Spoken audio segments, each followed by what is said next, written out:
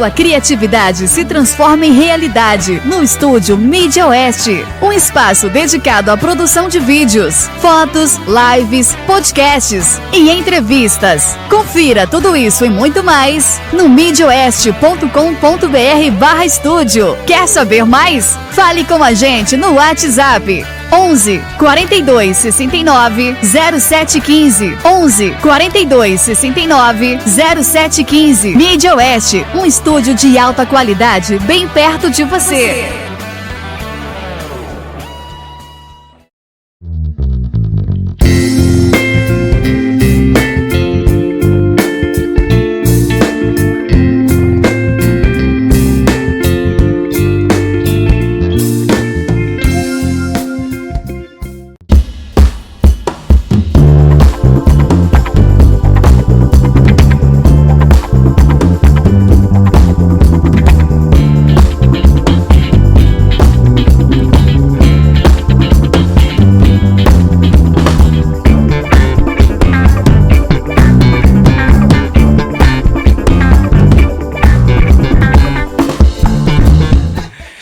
E aí, galera, tudo bem? Espero que sim. Bem, gente, tava no forno, né? Todo aquele rios e tudo. Saiu do papel. Podcast Bate-Lata, junto com o Estúdio Mídia Oeste, certo? O projeto começou, iniciamos o projeto. Eu sou o Iso Santos, batera, tá bom?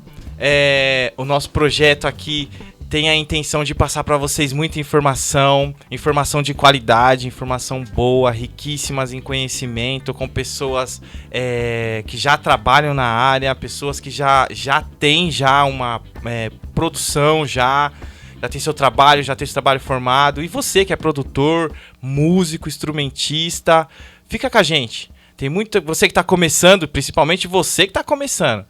Vem com a gente, acompanha nosso canal, pega as informações para você crescer junto com a gente aqui.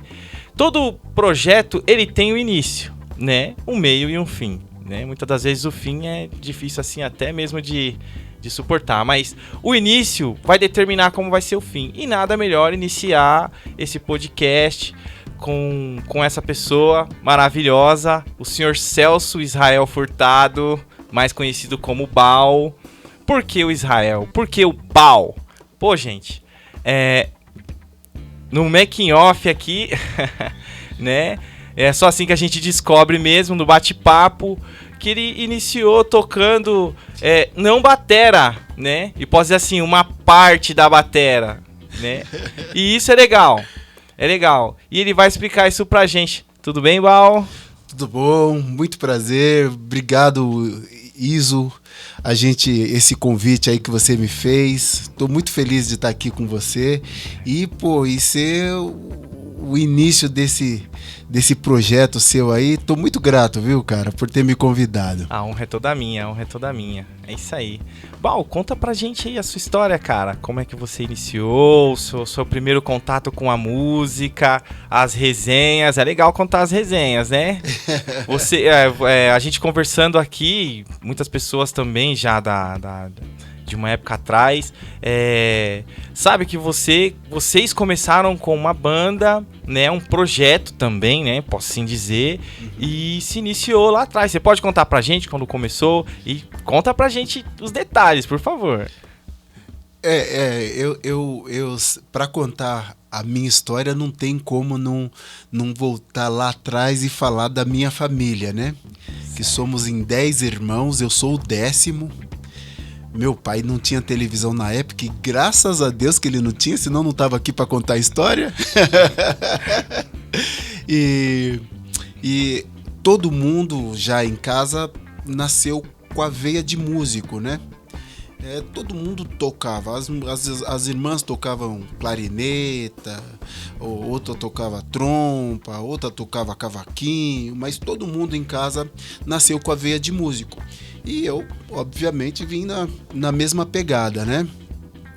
E quando a gente iniciou na igreja, foi na Assembleia de Deus. Né? Era bem fechada assim para música e tudo mais. Tinha mais aquela banda, né, que eles chamavam, Depois começou a chamar de orquestra, mas era uma banda mesmo, que era mais metais. E aí tinha zabumba, a caixa, para fazer a rítmica e tudo mais. E foi ali que a gente começou a desenvolver o trabalho como baterista tocando. E eu tocava zabumba, às vezes a caixa e tal. E uma das coisas que a gente fazia que era muito assim... avançado para a época já, é que nas músicas 3x4 na banda, a gente mudava a rítmica, né? A gente tava lá o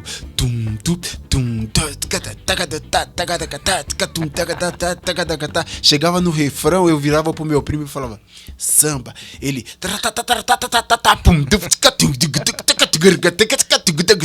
no meio do louvor. Aí o maestro dava uma olhada pra gente assim, com a cara meio feia, fechada assim.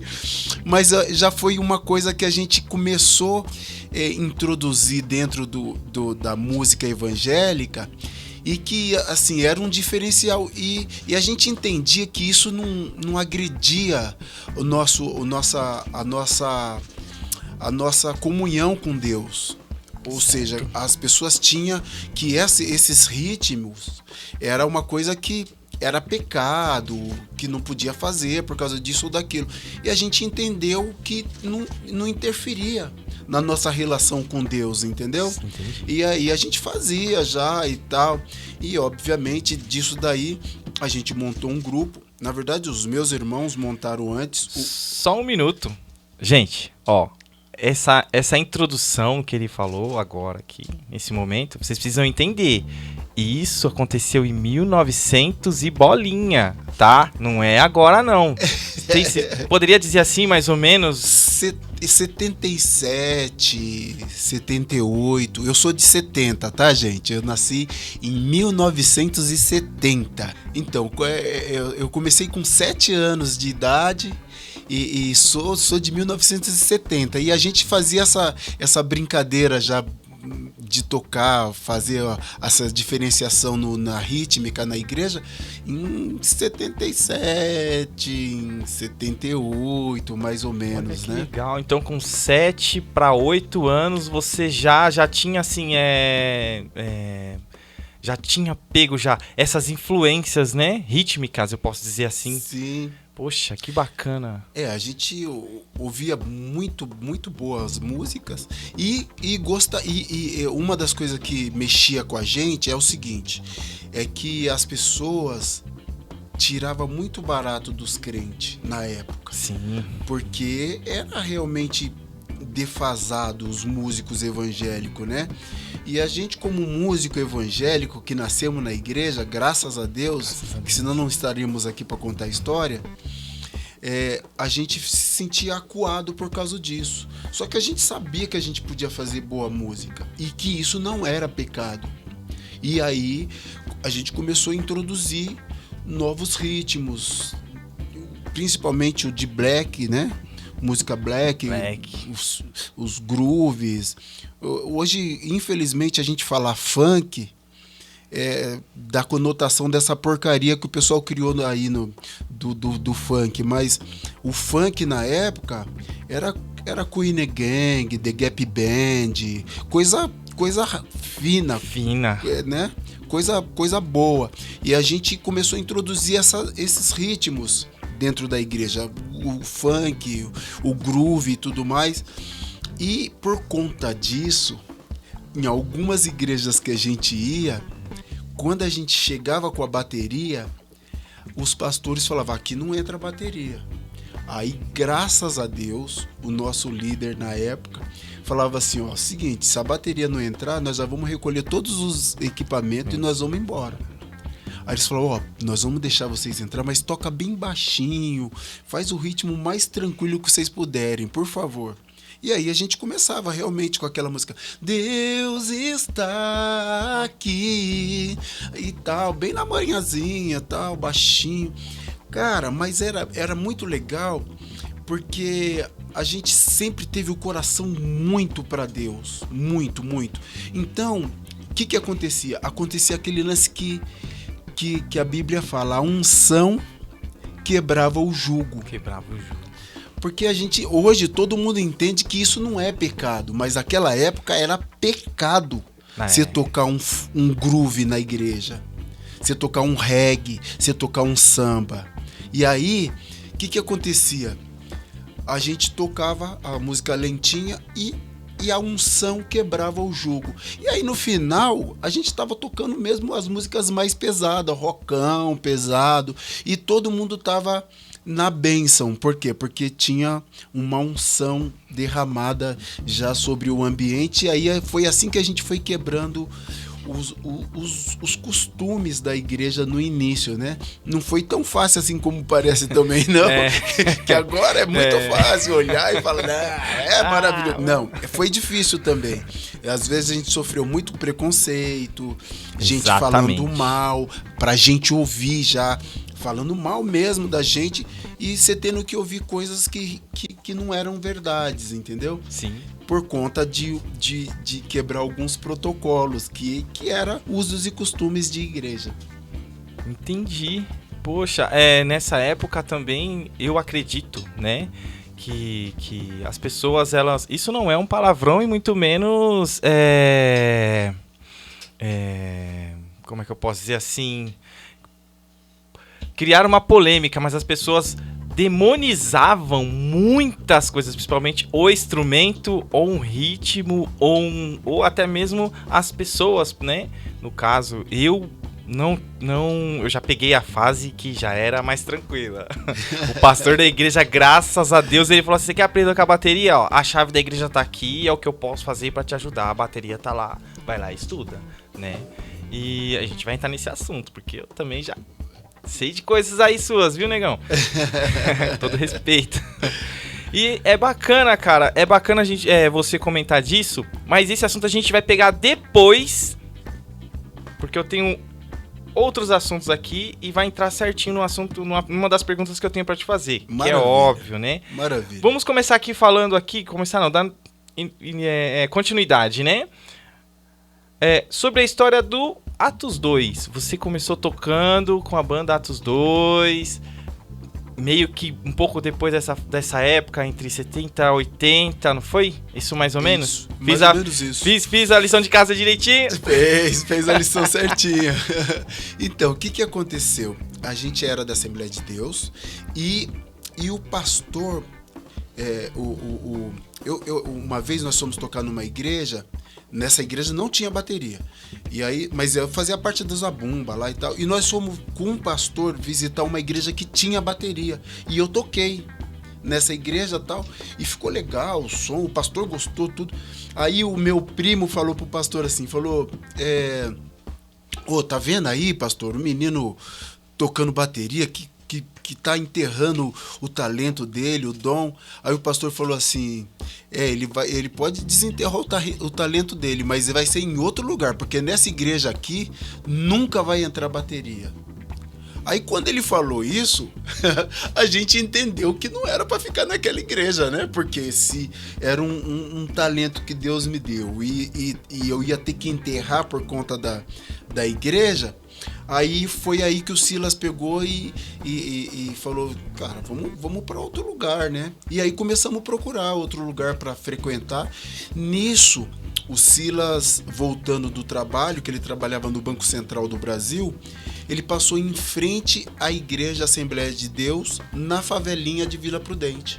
E viu um som montado, umas caixonas, numa igreja pititica, uns caixão, monstrão e tal.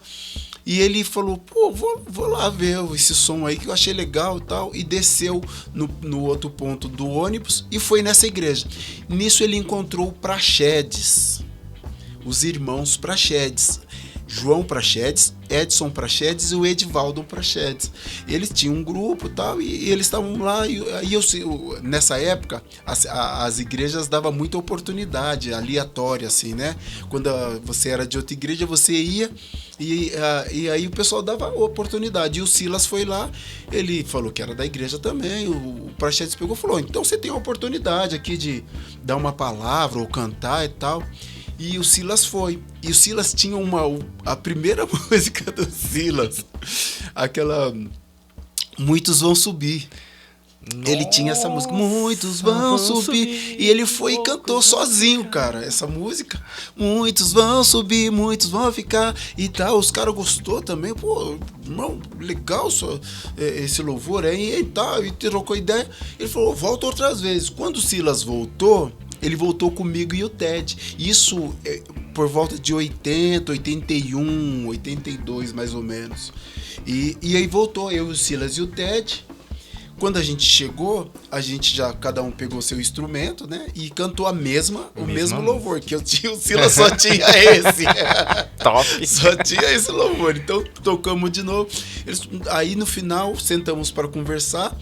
Eles estavam precisando de músicos. Na verdade, o Silas entrou como baterista.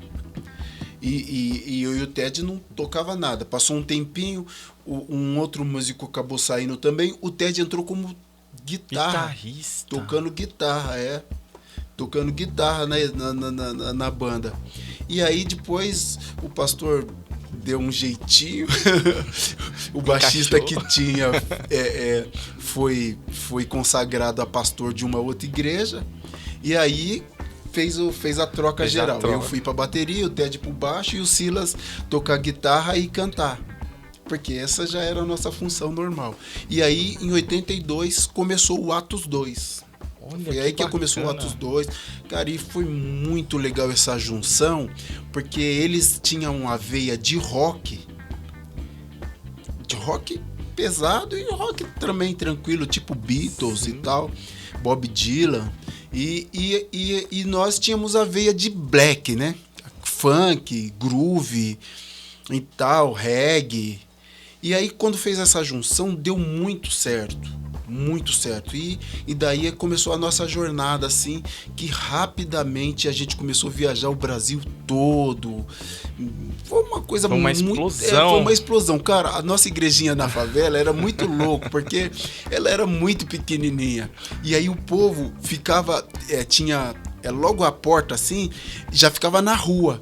O pessoal ficava em cima do muro do outro lado, porque não cabia dentro da igreja, para assistir o louvorzão que a gente fazia. Olha que bacana. Isso no meio da favela, era muito legal. E parava muitos carros lá de gente que tinha muito poder aquisitivo, poder financeiro. Sim. E tudo mais. E eles paravam e assistir a gente lá, cara. E a gente, na maior simplicidade, a gente queria fazer um bom som, só isso, e louvar a Deus e engrandecer o nome de Deus. E a gente fez um boom muito grande essa época, cara. Esse foi a minha iniciação, assim, na bateria. Assim, de uma forma mais evidente, né? Sim. Na bateria. Certo. Nessa época também, então, posso dizer assim, que praticamente surgiu já não vou dizer nem a paixão, que paixão é passageira, né? Mas o amor pelo instrumento, posso dizer assim? Praticamente, porque o que acontece em casa, como todo mundo tinha veia musical, tudo que tinha uma necessidade, a pessoa ia lá e supria. Tipo, precisa de um guitarrista. Beleza, então vou aprender guitarra e vou tocar guitarra. Precisa de um tecladista. Vou aprender teclado e vou tocar, porque olha que bacana. Corre no sangue. Era muito fácil. Tanto que o Ted tocou guitarra havaiana e aprendeu a fazer tudo certinho, olha, bonitinho. Porque precisou tocar na banda. Aprendeu guitarra, aprendeu baixo, aprendeu bateria. O Silas tocava bateria, baixo. E eu, no meu caso, eu era o último, gente. Eu sou o 10º filho. Então, não precisou. Eu só aprendi bateria mesmo. Falta só você. Os outros ficou tudo multi e eu fiquei só com a bateria, porque não teve a necessidade também. Inclusive, eu até falei com um pastor que eu tô tocando numa igreja agora. Faltou o tecladista lá. Eu falei, pastor, eu vou comprar um teclado e vou aprender teclado. Quando ele faltar, eu vou tocar, hein? E não é impossível, não. Pra gente fica muito fácil, porque o convívio com a música é contínuo, né? E isso que aconteceu na época. Então, quando tinha uma necessidade... E aí, obviamente, já que era para ser baterista... agora eu vou contar uma coisa que pouca gente sabe. Show! Eu passei 3 anos da minha vida... Minto. Mais ou menos isso. Uns 3 anos ouvindo o Ted e o Silas falar assim... Cara... o andamento dessa música tá horrível. Você tá caindo o andamento, você tá subindo o andamento. Aí eu comecei a tentar entender o que eles falavam em relação a isso, porque eu também não entendia. Eu falava, o que é andamento? Pô, eu tô tocando lá certinho, eu tô fazendo o ritmo, e por que eles estão reclamando? Aí eu teve uma época que eu fiquei muito injuriado de tanto ouvir eles falarem no meu ouvido, que eu peguei e comecei a estudar que nem um louco, mas eu não sabia exatamente o que estudar, porque eu não tinha um professor. Eu só ouvia, ouvia muito. A gente ficava às vezes com o gravadorzinho pronto para tocar uma música na rádio, pra gente gravar a música para poder ouvir de novo. Não, mas, gente, o acesso era muito crítico.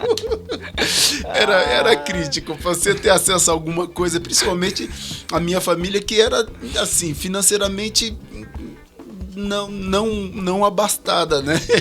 A gente tinha uma dificuldade financeira e tudo mais, então a gente se utilizava do que tinha em mãos. Tinha o gravadorzinho, ficava com a fitinha lá, agora vai tocar aquela música. Tum! Aí gravava e ainda tinha que os caras...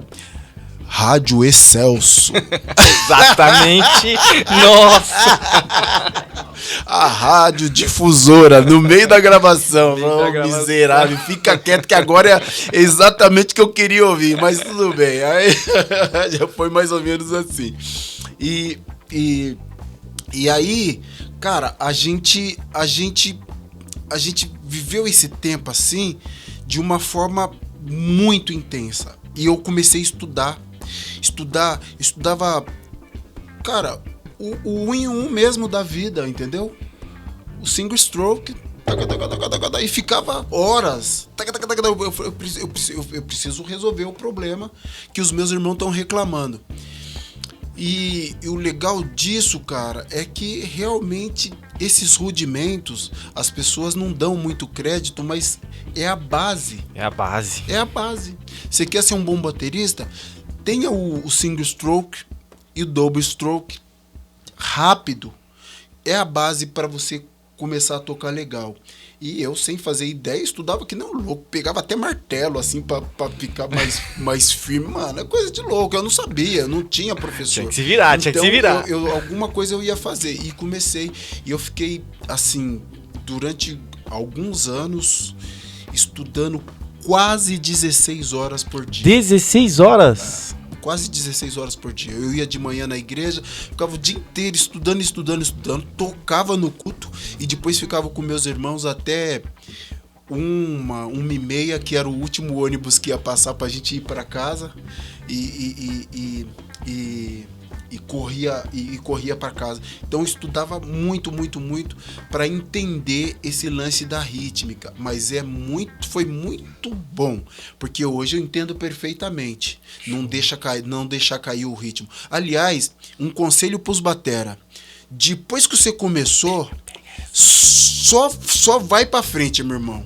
Não deixa cair o ritmo. Ah, mas correu, beleza. É melhor correr do que atrasar, entendeu? O ritmo andou um pouquinho mais, não tem problema. Sempre que você entrar no ritmo, mantenha. Se não der para manter na mesma velocidade, que você corra. Começa a 100 e termina a 200. Mas que seja para frente. Porque quando você cai, você quebra as pernas de todo mundo que tá te acompanhando. Exatamente. E a gente é a estrutura da rítmica, né? Se a gente cai, a banda toda fica meio mocoronga. Então, ó... Pisou no acelerador, meu irmão, não tira mais. Caminha pra frente. E eu entendi, aí eu entendi. E aí a pegada minha de tanto estudo ficou equilibrada. Chimbal, caixa bumbo, sempre na mesma altura, sempre tal. Quando baixa tudo. E isso foi muito legal, esse tempo de estudo meu. E eu comecei. E o legal de tudo, deixa eu contar pelo menos uma coisa boa que os meus irmãos começaram a falar, a fazer, né? Depois desses estudos todo meu, eles já começaram a utilizar de frases minhas para fazer arranjo nos louvores, entendeu? Então eu fazia uma frase que eles, legal, aí vamos todo mundo fazer a mesma frase junto. E aí o crescimento foi tão bom que nivelou um pouquinho, que Olha, eles já que são bacana. mais velhos do que eu. E começaram a tocar antes de mim. O Ted começou a tocar com 5 anos de idade. Ele dormia em cima do baixo, assim, ó, tipo, de tão novinho que legal, era, cara. né? E o Silas também começou muito novinho, e eles já são mais velhos que eu, então eu comecei muito atrasado, que eu comecei com 7 anos mais ou menos, e tipo assim, eles tinham muito mais caminhada que eu, né? Então eu tive que correr bastante, mas graças a Deus eu cheguei num ponto onde eles começaram a utilizar aquilo que eu fazia Legal. também para encaixar nos arranjos da música. Conseguiu se igualar com a mesma qualidade musical. Isso é isso aí, bacana. é isso Poxa, aí. que história, hein? Que história, que história. Certo, cara. Esse primeiro contato. É isso. Agora, pulando um pouquinho mais pra frente. Esse na época foi da época do Atos 2. Atos 2, em 82. 82, certo. Depois do Atos 2 surgiu o Kadoshi. Quando eu comecei a tocar, na década de 90, 96, 97, eu ouvia muito Atos 2. Inclusive as pessoas assim que me falaram, me passavam as referências, né? Me falavam, mas você tem que ouvir Atos 2, é uma banda muito legal, né? E tipo, tá, quem é Atos 2? Né? Era meio assim, tem que ouvir. E muito bacana, porque logo depois veio o Kadoshi, e alguns louvores eram os mesmos do Atos 2, né? E muita gente fala assim, a banda se desfez por algum motivo, que na época não se sabia, né? E aí surgiu o Kadoshi, que eram os mesmos integrantes, e alguns louvores que vieram juntos. Se eu não me engano, o louvor Momentos, certo? Cristo Faz a Cabeça já era Kadoshi. Já era Kadoshi. Encontro, compromisso. Encontros. Teve alguns louvores que a gente já fazia antes, certo, que a gente acabou fazendo como canto. Aliás, todos os louvores, né? Só os mais antigão mesmo, dos primeiros que a gente gravou, que a gente não trouxe para o tempo de Kadoshi. Mas a gente gravou aquela música, vamos, vamos, vamos, falar que Cristo é o Salvador, vamos, vamos, vamos, dizer que Ele é a salvação. E a gente trouxe pro tempo do Kadoshi, tocou muito lá na Renascer na época, né? Na época do Renascer, boa! Já vamos chegar os aí. Os cultos de segunda-feira. Legal, legal. Depois do Kadoshi, aí vocês iniciaram, o Kadoshi foi pro Renascer? Essa é uma pergunta assim que fica, pelo menos pra mim, ficou bem... Como eu posso dizer pra você? Porque a banda, ela não acabou. O Kadoshi hoje a gente pode falar que é um projeto. Sim. Que, graças a Deus, ainda continua, né? Se não fisicamente, mas no coração dos integrantes, porque continuam sendo. Pra quem não sabe, gente, Kadoshi quer dizer santo separado. Santo separado, tá? E o legal é que, tipo assim, esse legado que vocês iniciaram como Atos 2, na verdade, bem antes do Atos 2, né? Mas que se concretizou mesmo assim, de certa forma, para todos terem acesso, pelo menos da época, quem podia estar junto com vocês, né? No Atos 2, esse legado, o que você passou pra gente, tá passando pra gente aqui, educação musical, né? Maturidade musical, que é o que a gente vai falar daqui a pouco, né? E também, cara, essa união, né? Que muitas das vezes, hoje em dia, nas gigs, o que a gente vê? Chega lá, toca, vai embora. Não tem um contato, não tem aquela conversa, né? E música nada mais é do que união. Seja na igreja, seja no lugar onde você vai tocar, porque a música, ela traz alegria. É verdade. Né? Os instrumentos se conversam um com o outro, né?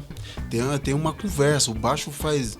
cara, você tá legal? E aí você responde na bateria. Sim, eu tô. Entendeu? É mais ou menos isso. O cara vai... A gente faz uma conversa, entendeu? E muita gente deixa de ouvir o que o outro tá fazendo, fica no seu mundo ali enclausurado dentro do seu instrumento. Então, sempre que você tiver numa banda, procura ouvir tudo que tá acontecendo. Voz, baixo, guitarra, teclado. Fica antenado o que tá acontecendo. Por quê? Porque tem conversa acontecendo no meio da música, e se você não conversar na mesma linguagem, você atrapalha o irmão que tá lá segurando a onda, entendeu? Então, a gente tem que estar muito antenado. E isso é a união da banda. É uma banda, né? É um grupo. Não dá pra você trabalhar sozinho ali, assim, agora é isso aí. Entendeu? Os batera tem costume de tipo, mano... Workshop no meio do... Esquece que tá todo mundo junto no mesmo barco. Ele pega o barquinho dele e sai remando sozinho. Não. Tem que fazer parte do grupo, né? Isso é muito legal. Essa união é muito gostosa. E sempre aconteceu com a gente assim. E que isso me trouxe maturidade musical para fazer as coisas que eu acabei fazendo depois. Legal. Lá na frente, a gente né? vai falar sobre isso com já. Grandes bandas. Ó, para você que é iniciante, até mesmo você que é intermediário, que acha que já tá num patamar, né, alto aí, essas são dicas valiosas, tá? Por isso que eu digo para vocês, acompanhem o canal, tá bom? É @batilata_podcast, tá bom? Acompanhe também aqui as redes sociais dessa fera, Balfurtado, no Instagram @Balfurtado. Acompanha lá, gente, acompanha lá, Facebook, é Balfurtado também. Certo. Eu ainda quero falar um pouquinho dessa transição nossa Show. do Atos 2 para Kadosh. Foi em 92. Em 92 a gente teve esse rompimento para dar segmento naquilo que a gente estava falando para a galera aí. Teve esse rompimento, né? A gente se separou do Praxedes, dos irmãos Praxedes, e a gente continuou fazendo os trabalhos e tal, e o pessoal apresentava a gente como Atos 2. Obviamente esse nome era do Praxedes, porque a gente chegou lá, ele sugeriu o nome, mas o pessoal começou a chamar a gente de Atos 2, e a gente deixou lá. E aí chegou uma época que ele requereu o nome, né, que era dele mesmo, e a gente chegou até a ter uma ação judicial dele para requerer o nome. A gente não sabia, ele fez sem comunicar com a gente. Se tivesse conversado com a gente sempre foi muito tranquilo de sentar e trocar ideia e chegar num bem comum. Mas ele foi direto já pro judicial, beleza, o juiz chamou a gente lá, a gente falou, explicou o que aconteceu, como aconteceu. Sim. O juiz entendeu que a gente não fez de má fé, porque senão ele tinha também a gente teria que ter indenizado o Praxedes. Certo. Né? Ele entendeu que a gente não fez de má fé e falou: vocês têm 6 meses para trocar de nome. Na época o Silas tinha um vinil que chamava Atos 2. Ele tinha gravado um solo e chamava Kadosh, que tinha uma música que era Kadosh mesmo, chamava Kadosh, não era Kadosh quer dizer santo não, era outra. Era outra Kadosh, era outro Kadosh. Mas aí, por conta disso, a gente já pegou a veia e mudou o nome para Kadosh, né? E isso em 92. E aí, pô, foi maravilhoso, porque aí todo resquício de coisas que podia nos prender a algum tipo de coisa que viesse paralisar o nosso trabalho por conta de nome, essas coisas. Aí liberou, cara. A gente ficou muito mais tranquilo, mais livre. E aí foi onde a gente alçou grandes voos, assim, de gravação, de apresentação. Cara, a gente fez cada coisa legal. Aquele tempo do Dama Choque, onde reunia um montão de gente que era crente, que não era. E a gente fazia um baita som no meio da galera que curtia baile e tal, e tudo mais. Os caras vinha chorando pra frente aceitar Jesus, porque era um mover muito grande. Isso aí é muito importante para você que é cristão, e até para você que não é também. A gente tinha uma vida de renúncia. entendeu? Muitas coisas que a gente poderia fazer, a gente não fazia por conta do amor a Deus, por conta dos princípios bíblicos. Aliás, eu costumo falar assim, cara, princípios bíblicos servem para qualquer pessoa no mundo. Ah, mas eu não sou crente. O princípio bíblico serve para você também. Ele vai evitar de você dar cabeçada em muitas coisas. Exatamente. Pode ter certeza. Entendeu? A Bíblia nunca vai te induzir a fazer o erro. Nunca, nunca, nunca, nunca. Entendeu? As pessoas podem distorcer alguma coisa. Pode ser. Mas a Bíblia em si, ela é o livro dos livros. É tanto que tá aí, ó, desde sempre. É o livro mais antigo da Terra, mas é o mais atual. E a gente procurava andar dentro dos princípios bíblicos, cara. Sempre. Entendeu? Dentro daquilo que a gente conhecia. E a gente se renunciou muita coisa assim para poder honrar esse princípio na nossa vida. E isso foi um diferencial muito grande para o nosso trabalho, porque a falta do recurso financeiro impedia da gente chegar nos grandes locais, tipo TV e apresentações em grandes lugares. Mas a nossa integridade com o cristianismo, com os princípios bíblicos, nos fez ultrapassar fronteiras.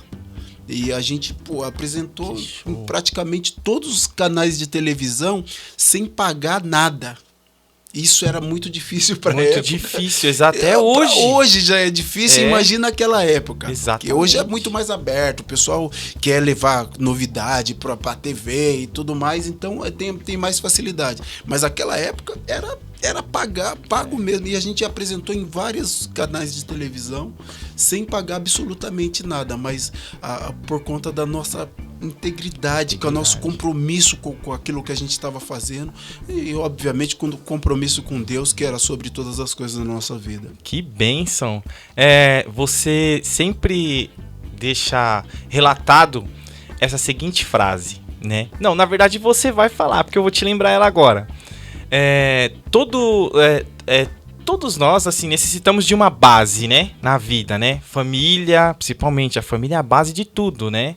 Às vezes as coisas não estão bem, mas a nossa família estando bem, a gente consegue resolver.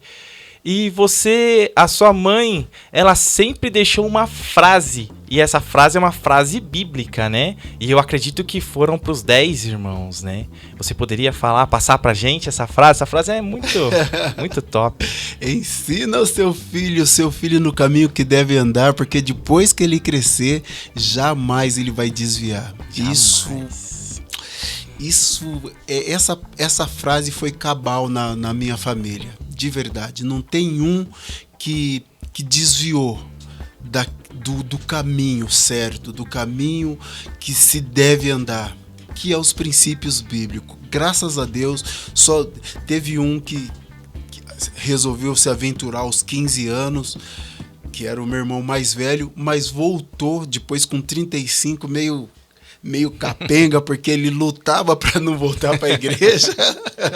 Voltou meio capenga, mas teve mais 10 anos de prazer na presença de Deus e depois partiu para o Senhor.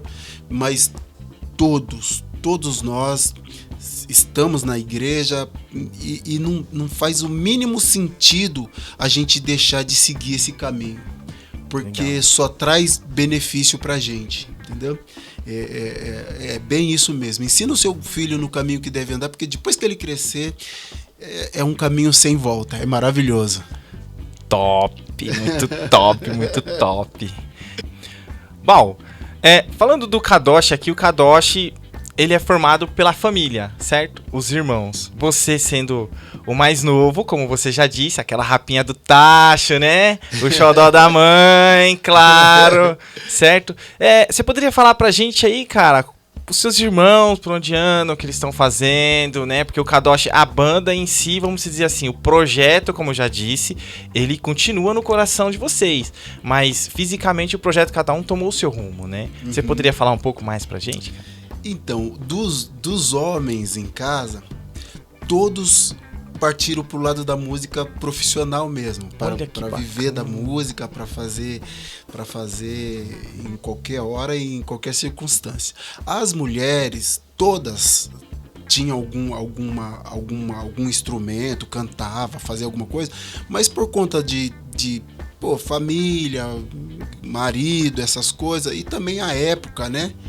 Hoje é mais solto, mais livre, mas aquela época era mais restrito, assim, para as mulheres poder ser uma dona de casa e tá cantando, e tá tocando e tal. Então, as mulheres se restringiram a ser uma esposa de alguém que fazia alguma coisa. E elas mesmo propriamente não permaneceram na música. Mas os homens, os 5, deu bom.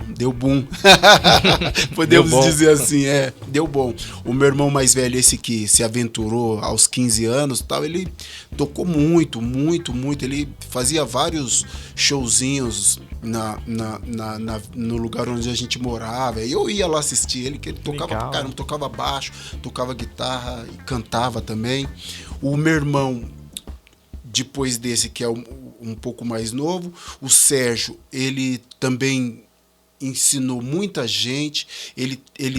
Hoje ele é pastoreia uma igreja lá em Guaratinguetá, canta e toca também, vive com música e pastoreia também. O Silas, pastor também hoje, né? Tem 3 igrejas para ele estar administrando junto com os filhos e tudo mais. Música. O Ted tá no Renascer Praise, tá, monstro, trabalha com música. O Ted foi o que foi mais a flecha que foi um pouquinho mais longe aí, né? Gravou com Jorge Mateus, gravou com um monte de gente aí e tá fazendo um trabalho lindo aí ainda no Renascer Praise. E eu tô aqui. Eu tô aqui com vocês agora. Aqui. Show. Eu, obviamente, continuo. Tenho um projeto de um trio, né? O Trio Bal. Tenho feito várias apresentações. Faço casamento, faço hotéis. Faço vários trabalhos aí com esse trio. E a gente tem viajado o Brasil todo aí com esses trabalhos aí. Que bacana. 2 perguntas bem rápidas. Por que Bal? Bal. Tem uma história por trás. Quando eu era bem pequenininho, tipo 5 anos de idade, eu era uma bola, literalmente. Eu era muito gordinho, mas muito. Minha bochecha, eu vi na foto, eu era assim, ó. Cheio, era muito gordinho. E aí uma mulher me chamava de bololô. Porque ela achava que era uma palavra bololô, por causa que eu era bem cheinho e tal. E meu pai, com a língua presa, chamava eu de baulolô. E aí foi crescendo. Baulolô, tirou. O Lolô ficou Bal. Apelido carinhoso. Ficou Bal, cara. E aí, tipo assim, na escola a gente não se apresenta com apelido. Então era Celso. Ô Celso. Aí um dia que o Ted ia na escola, tipo, me encontrar pra alguma coisa, ele falava, ô Bal! Aí os meus amigos, ué, seu nome não é Celso? É meu apelido. Aí nunca mais me chamavam de Celso de novo. Pra vocês terem ideia, a minha mãe fazia questão, só ela me chamava de Celso pra eu não esquecer meu nome. Que legal. Porque vários lugares que eu chego, o pessoal chega, ô senhor Bal, você pode não sei o quê?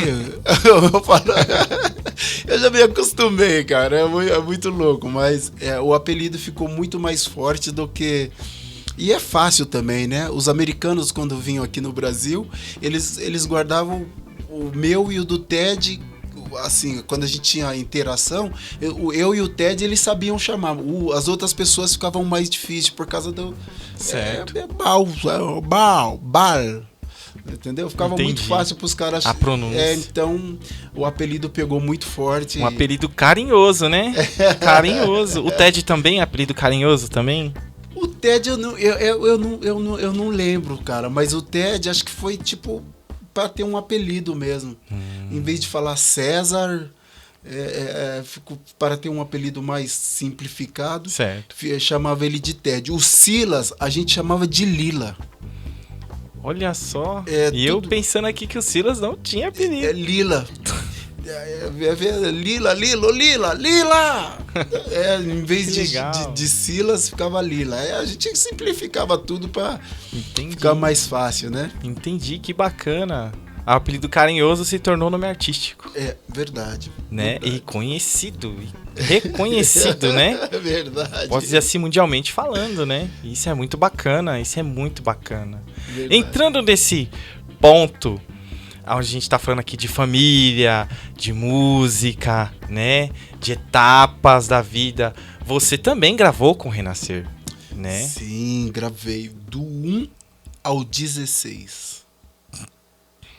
Conta pra gente aí, cara, como é que foi essa experiência? Olha, Gravou em Israel também, hein? Que eu sei. Verdade. Israel foi uma experiência fora do comum. Primeiro que era um sonho poder ir na terra onde nosso mestre andou, né? A Bíblia cita o tempo inteiro Israel e tal.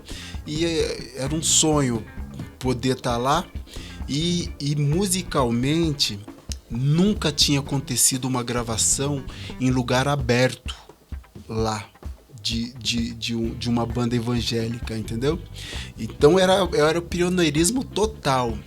Cara, foi muito louco porque já foi um desafio aqui. Os arranjos que foram feitos foram acima do que era costumeiro fazer.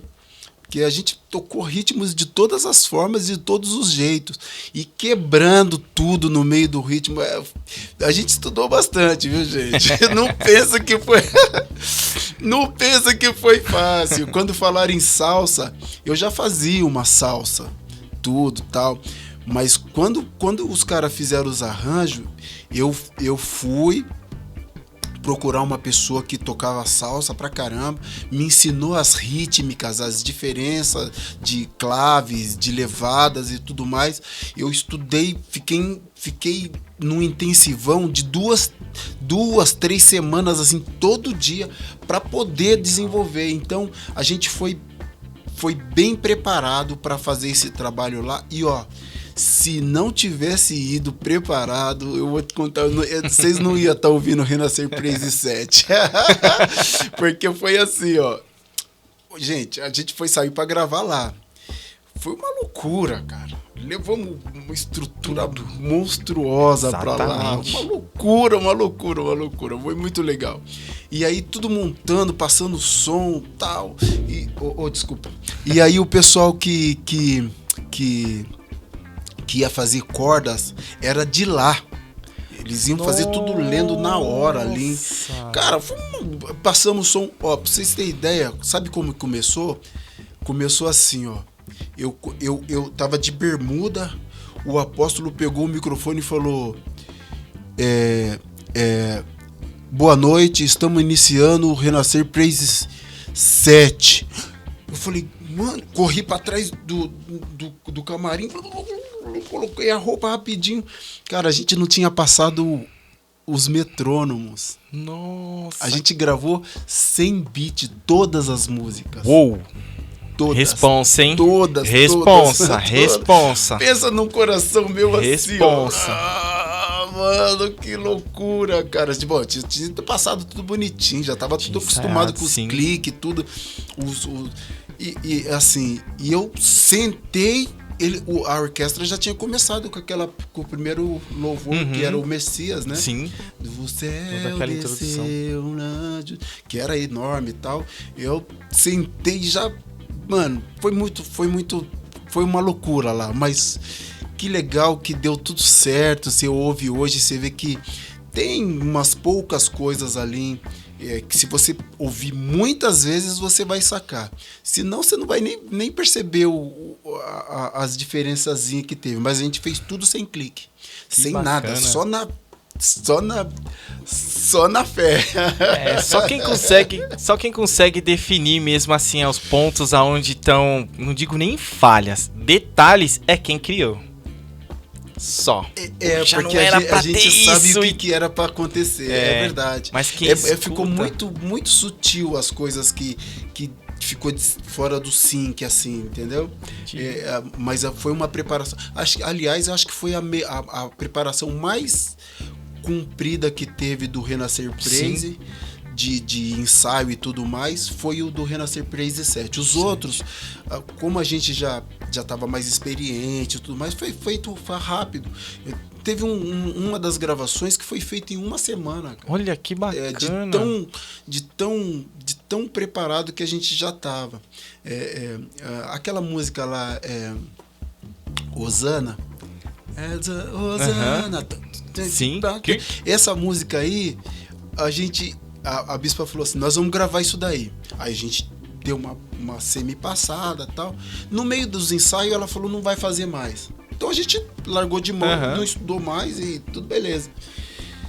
No dia da gravação, meia hora antes, a gente tinha feito alguns louvores e o apóstolo ia trazer uma palavra. Em meia hora ela falou, nós vamos fazer. Aí eu olhei pro Ted assim, o Ted olhou pra mim, olhou pro Ronaldo, falou, vamos reunir numa sala? Aí nós fomos numa salinha. É muito louco isso. Falou, vamos o seguinte, vamos tocar na boca aqui. Se a gente fizer todos os arranjos certinho da música, a gente grava. Senão a gente fala, não vai gravar, não tem como tocar. E nós tocamos. Eu fiz a bateria na boca, o Ted, o baixo na boca e o Renaldo fazendo as harmônias na boca. Pra ver os contratempos das músicas. Terminamos tudo juntinho, tudo certinho. Falei, mano, dá pra gravar assim, vamos gravar. Gravamos essa música desse jeito, cara. Gente, ó, vocês assistindo aqui, não tenham a impressão de que, um exemplo, que as coisas são feitas de qualquer forma. Não, muito pelo contrário. Vocês estão aqui, vendo aqui, ó, um músico, não preciso nem dizer que ele é um excelente músico, mas é um cara que estuda muito. Vocês acompanhando desde o início, desde quando ele começou a tocar, ele não deixou de estudar. Vocês viram ele falar alguma vez aqui que ele sentou na casa dele e em algum momento você ligou a TV e ficou assistindo? Não. Se chegou a esse ponto, a esse nível aí, ó, ralou pra caramba. Até hoje, né? Não tem jeito. Qualquer coisa que a gente quer manter, quer evoluir, quer reciclar, tem a necessidade do estudo. Não tem como fazer uma coisa errada e dar certo no final. Se você faz errado, vai dar errado. Se você fizer certo, vai dar certo, né? A nossa vida é pautada em plantar e colher. Se você planta certo, você vai colher certo. Plantou errado, vai colher errado. Se você quer ficar deitado no sofá, gostoso aqui, assistindo, comendo e bebendo, e não pegar a baquetinha lá e... você não vai chegar na igreja arrebentando. Você vai... Não vai tocar com os grandes. Você vai colher daquilo tocar com os grandes. Você tá plantando. Não tem jeito, né? Exatamente. Nessa hora eu quero contar uma historinha pra vocês. Tinha um sábio, né? Que ele respondia tudo certo, tudo perfeito. Tudo certo, tudo perfeito. E aí, um moleque travesso falou, eu vou pegar esse sábio aí.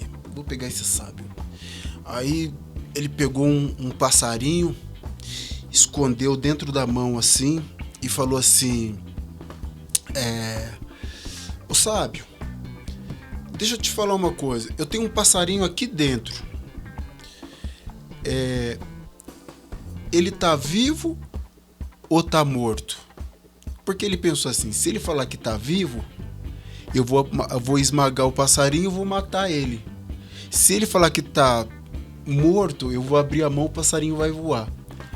Aí o sábio pensou e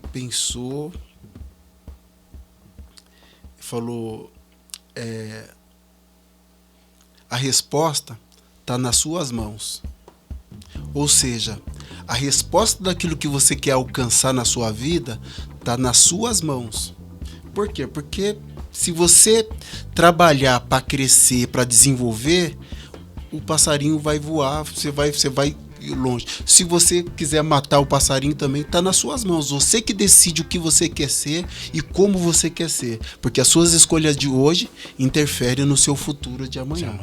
O seu passado pode não interferir, porque você pode apagar o passado, mas as suas escolhas de hoje interferem no dia de amanhã na sua vida. Então, quando você for fazer algumas escolhas, faça a escolha certa, faça da forma certa. Tá nas suas mãos, você que escolhe, vai matar ou vai deixar viver. Né? O sábio não errou, falou. Não errou. A resposta tá nas suas mãos. A resposta para você tá nas suas mãos também. É isso aí.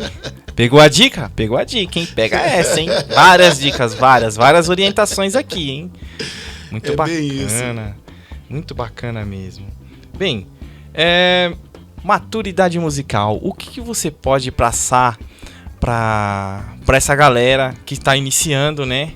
Mesmo com todo esse monte de informação que a internet tem, gratuito e pago, mas tá lá, né? E para os intermediários que já vêm de um tempo, já estão tocando nas gigs, já estão fazendo, já estão se profissionalizando na área, né? Como músico, não só como baterista, mas como músico, né? Você que já trabalhou em várias produções, né? E tem o seu projeto hoje também. O que você pode passar para essa galera como maturidade musical, como músico, né? Orientá-los assim. Como maturidade musical, eu diria assim, ó. Você tem que escolher o que você gosta e como você gosta, e aí você separa. Tipo assim, eu gosto de música black. Então, você pega as melhores das melhores e ouve e tenta reproduzir aquilo. Certo. Por quê? Porque aquilo que você reproduz, você vai fazer igual. Você tem uma referência para chegar, você tem um ponto de aonde você quer chegar. Entendeu? Tem gente que quer ser um músico extraordinário, mas não ouve o outro músico extraordinário. Não copia. Nossa vida na Terra, como ser humano, ela é pautada em copiar. Como que uma criança começa a falar? Porque vê a mãe falando, não. Uma ela fala, não. Copiou a mãe falando não. Entendeu? E depois as outras palavras é da mesma. Então, se você tem um objetivo para chegar, que você quer alcançar como músico, tenha referências. Pega as melhores referências possíveis, põe lá e fala assim, eu quero tocar aquilo. Então começa a reproduzir exatamente aquilo. Era o que a gente fazia inconscientemente, graças a Deus. A gente fez inconscientemente, mas hoje você pode fazer conscientemente. A gente ouvia muito Word, né? Word Interfire, cara, que era um groove monstro até hoje. Você ouve as músicas, é coisa linda, é maravilhosa. Embora eles não sejam evangélicos, mas também eles não saem falando um monte de asneira, entendeu? Coisas que agridem os nossos princípios. Então a gente ouvia muito e a gente reproduzia meio que próximo daquilo que a gente ouvia e deu muito certo. Então, uma maturidade musical que você pode atingir é dessa forma. Obviamente, hoje você pode estudar partitura, tem várias formas de você crescer também, mas ainda estudando partitura e tudo mais, você precisa ter um ponto. Qual é a referência? É essa que eu quero para mim? Então você começa a imitar a referência até você chegar naquele ponto de maturidade, aquele ponto de... Se você for copiando, com certeza você vai conseguir chegar lá. Porque assim, a nossa vida na Terra é pautada dessa forma, de cópia, né? Sim. Você vai copiando até chegar no lugar onde Exatamente. você quer chegar. Top. Tem uma outra pergunta aqui, ela é um tanto polêmica. Nem todos os músicos, infelizmente eu posso dizer assim, porque não são da mesma área que nós, né? Posso dizer assim, cristãos, na verdade. Porém, todos estão juntos no mesmo circuito, eu posso dizer, né? De músicos, de bandas. A diferença é que uns tocam na igreja e tem o seu trabalho, sua profissão secular. A maturidade espiritual, o que você pode passar pra essa mesma galera aí, cara? Porque tem muita gente assim, que faz a sua escolha. Eu quero tocar só na igreja. Amém, Deus vai estar abençoando. Por que não, né? Claro. Mas tem aqueles que falam, não, eu tenho meu ministério, eu toco na igreja, mas eu quero eu quero trabalhar com música, né? Como outros grandes músicos, não só músicos, mas assim, bateras que tocam com grandes músicos. E os bateras são cristãos, né? O que você pode passar pra essa galera aí, cara? Uma maturidade espiritual é uma coisa que você vai adquirindo dia a dia após dia também. Independente de você ser um cristão ou não, você também pode ter o seu momento de meditação, entendeu? De reflexão. É um modo de você poder sair do trivial desse cotidiano que você vive e ir para um campo espiritual. Entendeu? Uma reflexão sua, você para 15, 20 minutos do dia ali no início do dia e faz uma reflexão, vê as coisas boas que você tem feito, o que você não tem feito de bom, porque se a nossa vida é pautada em plantar e colher, você pode dar uma refletida. Isso é uma forma espiritual de você se elevar. Obviamente, para nós que somos cristãos, cara, é o Jesus Cristo, Deus em primeiro lugar. Eu deito falando com Deus e levanto falando com Deus. E muitas vezes eu durmo falando com Deus. Pego no sono mesmo. Mas aí eu às vezes eu falava, pô, não vou mais fazer isso, não vou dormir mais orando não. Mas qual é o pai que não quer que o filho durma no colo, trocando ideia com ele?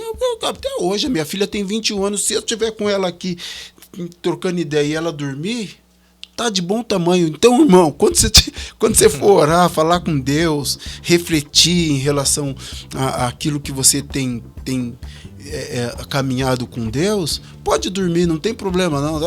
O cara vai orar, fica dormindo. Os pastores fala às vezes assim, vai orar, fica dormindo no banco da igreja. Irmão, pode orar dormindo, viu? De Deus se agrada de você pra caramba, porque você tá ali falando com seu pai, cara. Deus é nosso pai, entendeu? Somos servos dele, mas ele nos fez amigos dele, entendeu? Filhos, nós somos filhos. Então, você é filho, não se preocupa em dormir nos braços do pai, não. Vai, bora lá, fala com ele, reflete e tem uma vida dia após dia.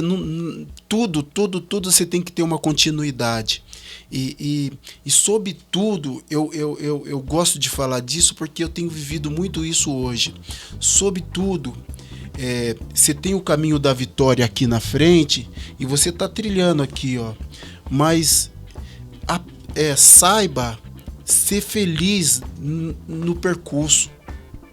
Se você souber extrair as coisas boas do percurso até chegar à vitória, cara, a sua vida vai ser tão mais leve, tão mais gostosa, entendeu? Porque o extraordinário é aquilo que você não tem ainda. Enquanto você não tem aquela coisa, é o extraordinário. Pô, é demais. Sei lá, eu ainda tenho muitos sonhos ainda, entendeu? Mas é o extraordinário. Depois que você tem, é comum. Aí, por exemplo, eu queria ter uma bateria, eu era louco para ter uma DW. Cara, eu achava incrível. Eu falava, meu Deus, que loucura ter uma DW. Até hoje viu? Ainda é maravilhosa. Eu amo a minha batera. Mas depois que eu adquiri, ela se tornou comum para mim. Eu já tenho, eu curto, eu toco, mas e muitas vezes eu tratei até com relaxo.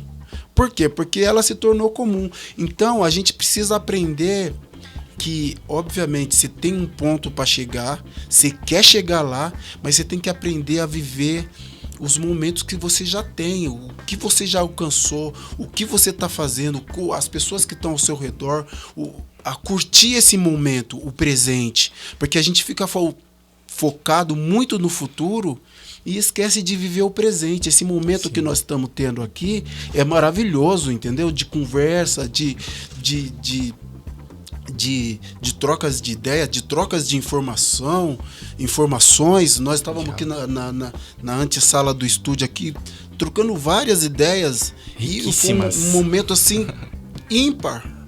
Entendeu? Então a gente tem que aprender. Eu falei pra ele, vim no carro ouvindo algumas músicas gostoso, tranquilão, sem pressa, curtindo a minha vida.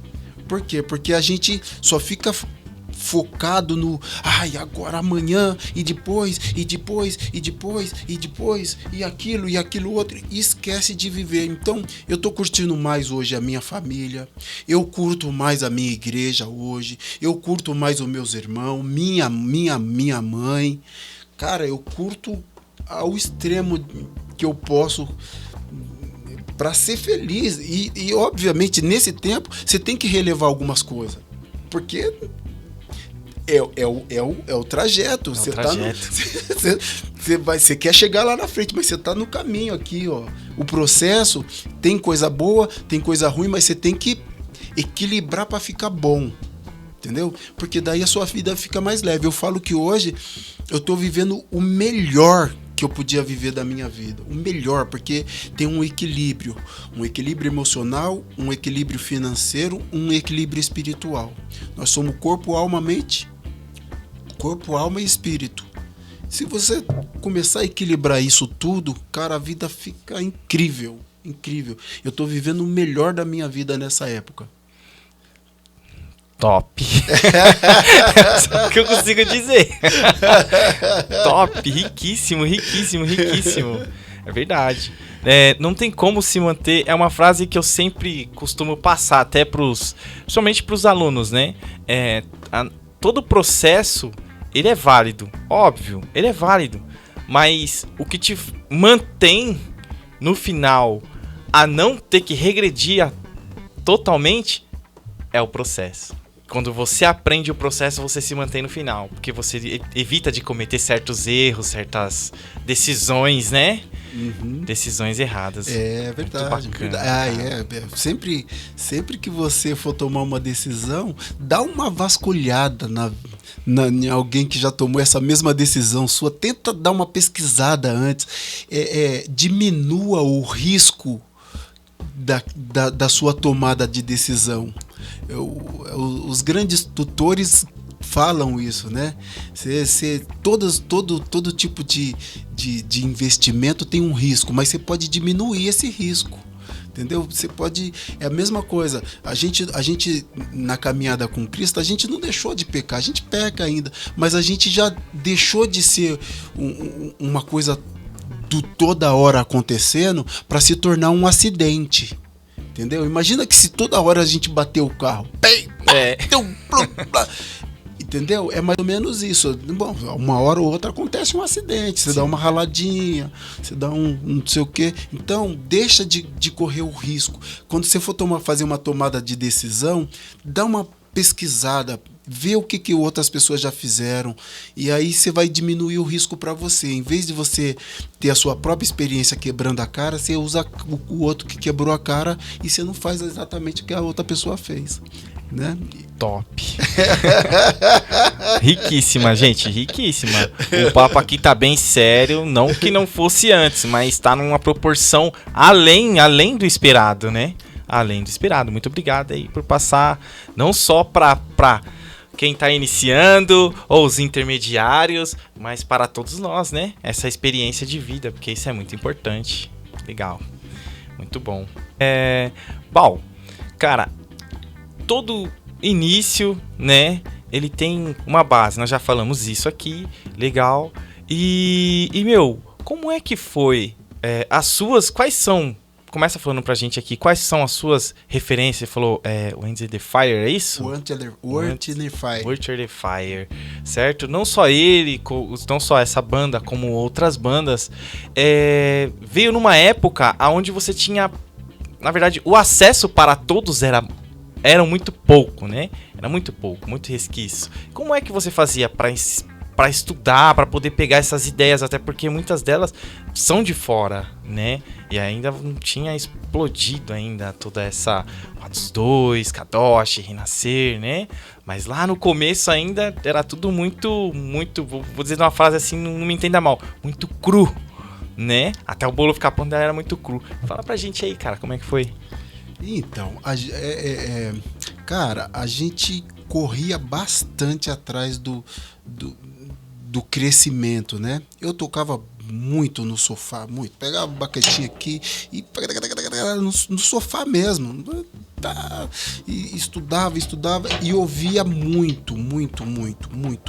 Ouvia. É muito importante, se você trabalha com música, você ouvir música.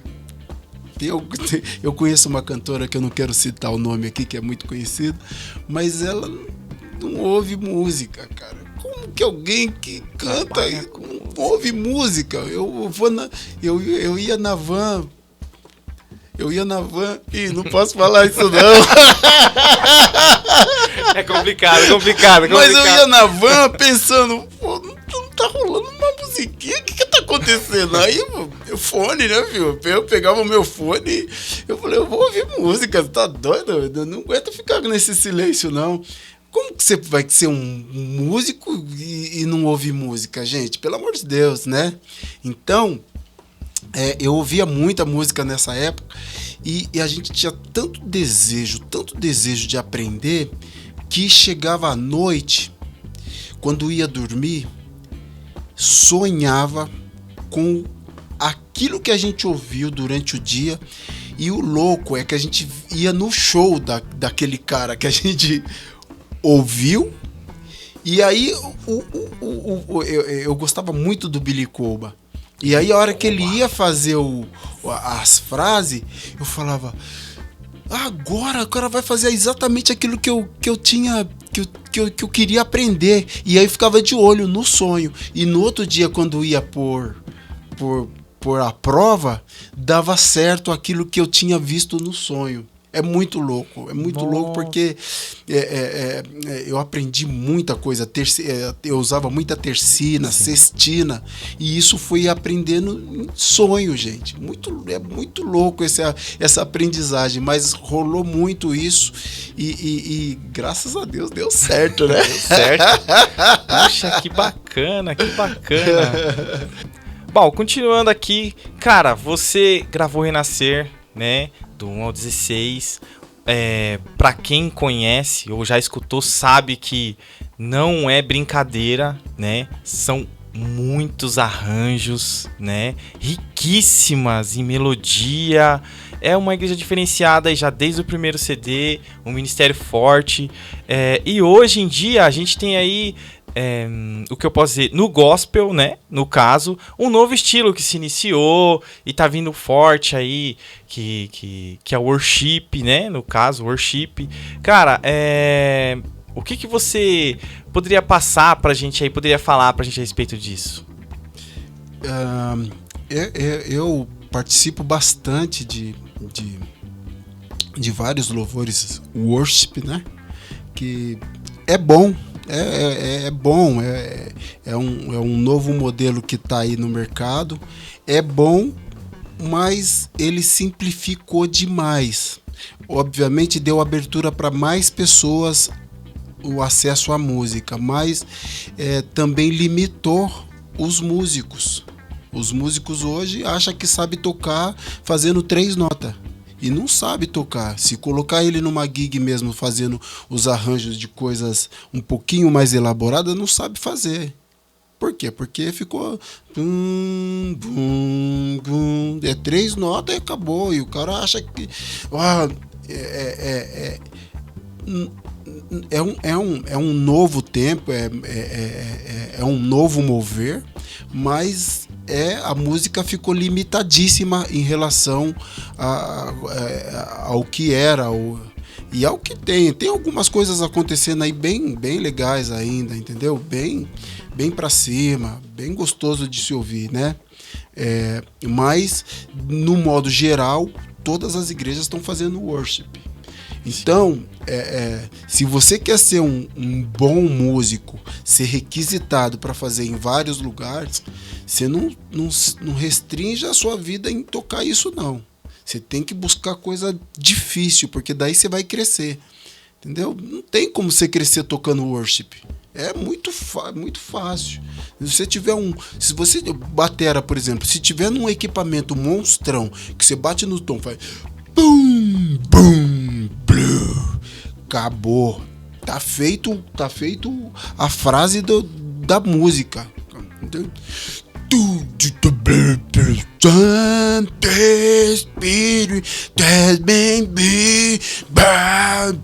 Mano, o som grande, acabou. Você não vai fazer mais nada. Você não tem frase, você não tem uma coisa difícil onde te coloca na parede e fala, mano, eu tenho que estudar pelo menos uns 3 dias para fazer essa frase aqui junto com a galera. Não tem.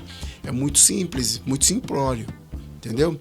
É gostoso para adorar, para chegar na presença de Deus e tudo mais, mas é muito simplório. Então, cara, não fica preso nisso, não. Se você quer ser um bom músico, vai buscar coisa mais difícil, entendeu?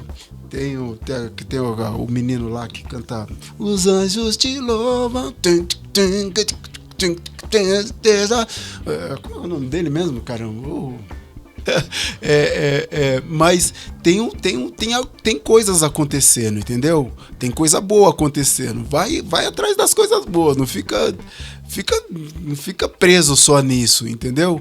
Eu sei que você tem que tocar porque os pastores gostam, é legal, a igreja gosta também e tal, mas você que é um músico, não fica preso nisso não, vai pra frente. Obviamente, se você quiser ficar também, aí a escolha é sua, entendeu?